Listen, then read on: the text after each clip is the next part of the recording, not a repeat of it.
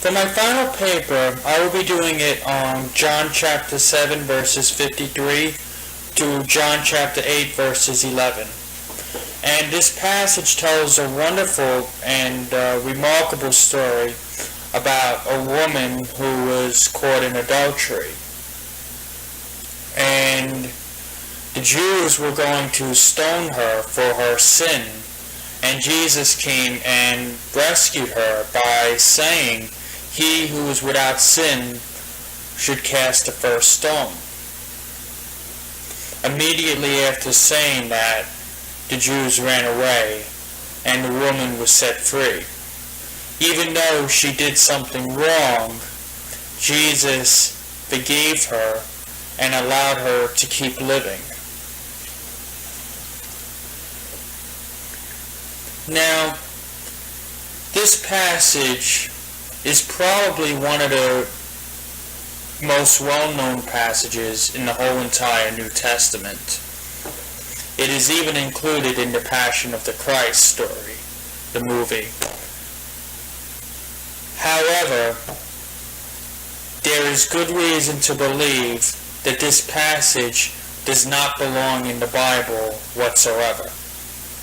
The earliest attestation of this particular passage is in the 12th century. So in other words, prior to that, in all the other centuries, the first century all the way to the 12th century, you do not find this passage in any of the manuscripts of the New Testament that we have found so far. With this being said, it is very possible that this event never took place. But instead what may have happened was that at some point down the road, somebody came along and inserted this passage into the New Testament. Probably for a variety of different reasons, really. But the fact of the matter is, if this passage does not appear in any of the manuscripts prior to the 12th century, then we do have good reason to believe that it never happened. The Church Fathers never spoke about it at all. So for my final paper, I'll be looking at this passage from a textual criticism perspective.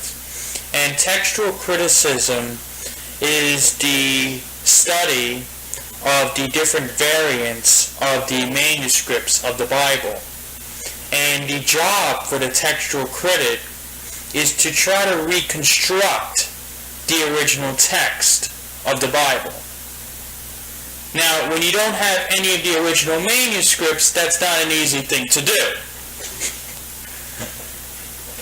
In fact, one way you can look at it is like a game of telephone, really, where someone writes one thing, and then they make a mistake, and then they send it to someone else.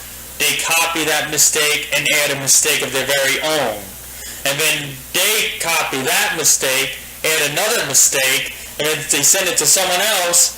They make a mistake and they add another mistake of their own, and it just goes on and on and on and on and on for centuries after centuries after century. And that's the situation that we have with the New Testament. So I guess I will simply finish by saying that my final paper will be about two things. First, I will be explaining what textual criticism is, and I will be applying it specifically to this passage of the woman caught in adultery.